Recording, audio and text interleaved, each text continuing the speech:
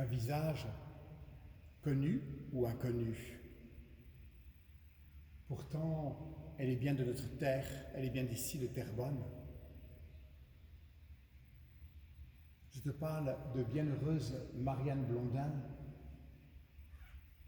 dont les restes mortels vont être déplacés lundi prochain, 26 juillet, pour la fête de Sainte-Anne, du lieu où elle repose actuellement comme fondatrice des Sœurs de Sainte-Anne, à la Maison Mère de la Chine. Et ces restes mortels vont être transférés à la cathédrale de Saint-Jérôme lors d'une liturgie qui aura lieu en après-midi à 15h30 à la cathédrale. Pour nous, de Terrebonne, c'est important parce qu'elle est toute une figure. Elle est aimée. Elle est née ici, au bord de la rivière des Mille-Îles. Et donc pour nous, c'est quelqu'un que nous avons particulièrement en affection, et c'est la raison pour laquelle, maintenant, à Saint-Louis de France, nous avons dressé cet autel en son honneur, pour que nous puissions l'avoir plus présente dans nos prières. En effet, si tu regardes ce qui est écrit, tu vois là indiqué « Bienheureuse Mère Marianne Blondin, née et baptisée à Terrebonne, née en 1809 et décédée en 1890. » Les extraits du registre de baptême de la paroisse de Saint-Louis de France de Terrebonne nous indiquent: le 18 avril 1809, par nous, curé Soussigné, Jean Varin, a été baptisée Marie-Esther, née de ce jour du légitime mariage de Jean Sureau, dit Blondin, laboureur, et de Marie-Rose Limoges. C'est père et mère de cette paroisse. Le parrain a été Paul Filiatro, dit Saint-Louis, et la marraine Marie-Angélique Sureau, tante de l'enfant, qu'ainsi que le père ont déclaré le savoir signer.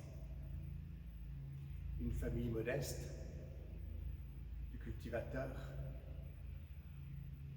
elle est bien d'ici de Terrebonne. Si tu souhaites participer à cette célébration à la cathédrale de Saint-Jérôme, merci de t'inscrire sans tarder en téléphonant au 450 432 9742, poste 354. Les places sont limitées, il est préférable de s'inscrire à l'avance. 450 432 9742, poste 354. Alors, pour te mettre dans le désir de mieux connaître bienheureuse Marianne Blondin, cette sainte de notre région, on va maintenant t'inviter à faire un petit parcours que tu peux venir voir toi-même, ou à la paroisse de Saint-Louis de France, ou à la paroisse de bienheureuse Marianne Blondin, Montégascon. Parcours Marianne Blondin. Née au bord de la rivière des Mille-Îles, à l'âge de 3 ans, Esther veut suivre déjà ses sœurs aînées, Rosalie et Émilie, qui partent en chaloupe, et celle-ci refuse de l'emmener. Comme elle s'éloigne de la rive, Esther se lance sur l'eau à leur suite. Surprise, sa robe se gonfle et elle se met à flotter. Esther n'a pas le temps d'avoir peur, mais ses sœurs, elles, se mettent à crier et à ramer dans sa direction. On la rescape juste à temps. Des quêteux circulent de maison en maison et de village en village. Ce sont les itinérantes de l'époque. Esther apprend de ses parents à les accueillir et à les traiter avec beaucoup de respect. Par une journée chaude de l'été, après avoir abreuvé l'un d'eux, elle a eu l'impression d'avoir reçu Jésus lui-même. Alors qu'elle n'a seulement que 3 ans, Esther.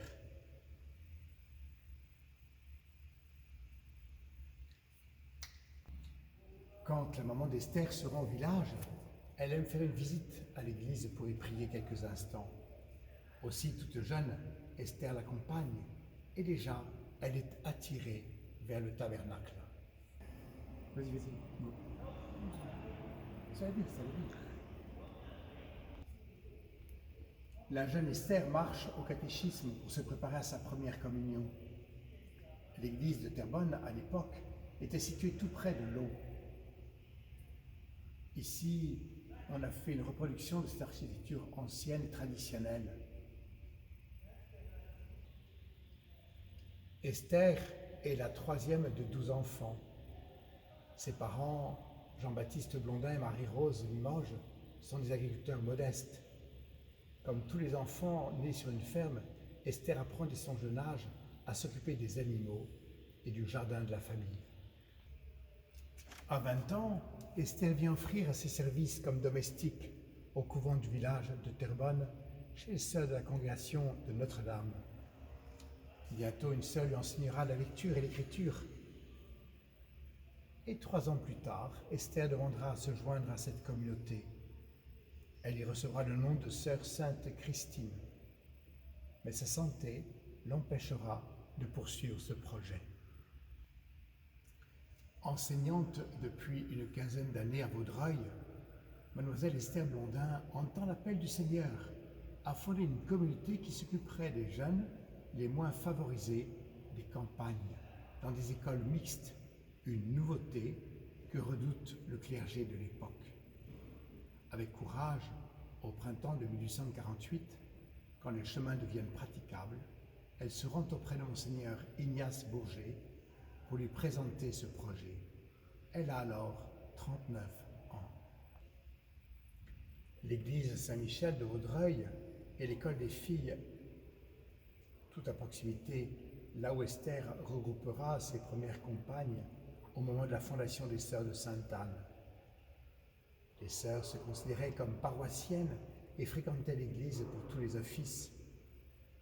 Cette église patrimoniale existe toujours, tu peux aller la visiter. Vaudreuil, ce 8 septembre 1850, est à la fête. Le cortège des 5 premières sœurs de Sainte-Anne est accueilli sur le perron de l'église où Monseigneur Bourget les recevra. Au cours de la messe paroissiale de ce dimanche, Mère Marianne en tête et ses compagnes prononceront leurs vœux de religion.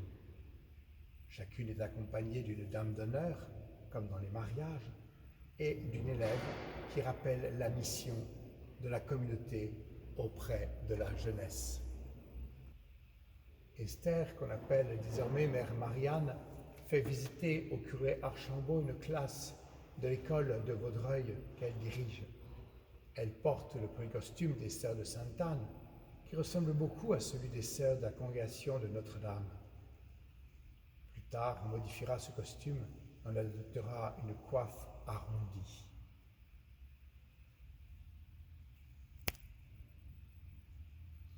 Le 22 et le 23 août 1853, 3 ans après sa fondation, la grandissante et florissante communauté déménage à Saint-Jacques de la Chigane. C'est qu'on manque de place à Vaudreuil. Le voyage s'effectue de Vaudreuil à Saint-Sulpice en bateau à vapeur, puis il se poursuit à bord de charrettes que les habitants de Saint-Jacques mettent à la disposition des sœurs. Mère Marianne ferme ce cortège inusité en compagnie des animaux de bas secours. Durant les 4 années qu'elle passe à Sainte-Geneviève, après sa démission, en août 1854, Mère Marianne retrouve courage et paix dans la petite chapelle du couvent. Elle y approfondit l'expérience du pardon, où l'entraîne celui qui lui reste fidèle dans sa grande épreuve, notre Seigneur Jésus.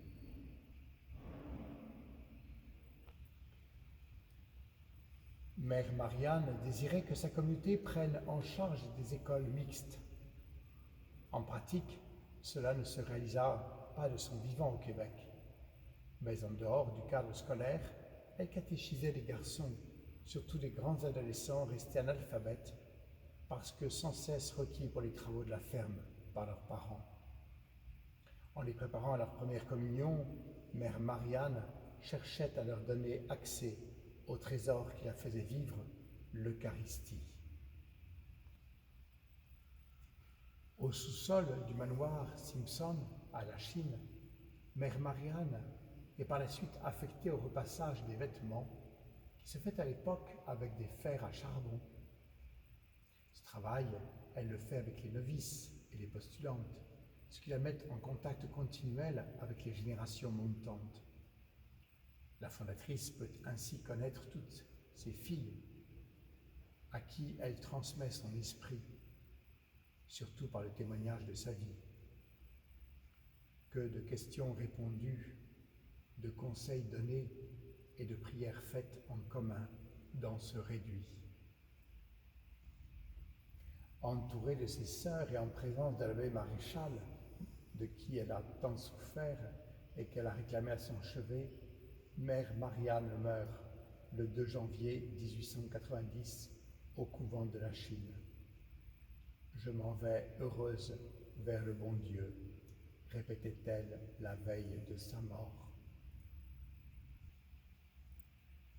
Une vie passionnante qui vaut vraiment la peine d'être approfondie. Une fille de la campagne, d'un milieu modeste, analphabète encore à 18 ans, et qui trouve sa vocation, et après avoir appris à lire, à écrire, va transmettre le désir de créer dans tout le Québec et dans beaucoup d'autres endroits encore des écoles mixtes pour l'éducation de la jeunesse, et spécialement de la jeunesse défavorisée. Gardons-la dans notre prière, confions-lui cette jeunesse aujourd'hui dans toutes ses recherches, quêtes. Et si tu veux savoir plus quant à bienheureuse Marianne Blondin, eh bien, viens donc lundi 26 à 15h30 à la cathédrale de Saint-Jérôme. Mais aussi, tu peux lire des ouvrages que tu peux trouver à la sacristie ou bien au secrétariat de la paroisse. Une femme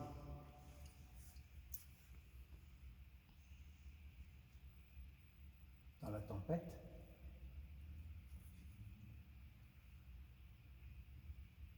et puis différents ouvrages, médailles, images qui te permettent de découvrir ou de porter dans ton cœur bienheureuse Marianne Blondin. Bienheureuse Marianne Blondin, priez pour nous.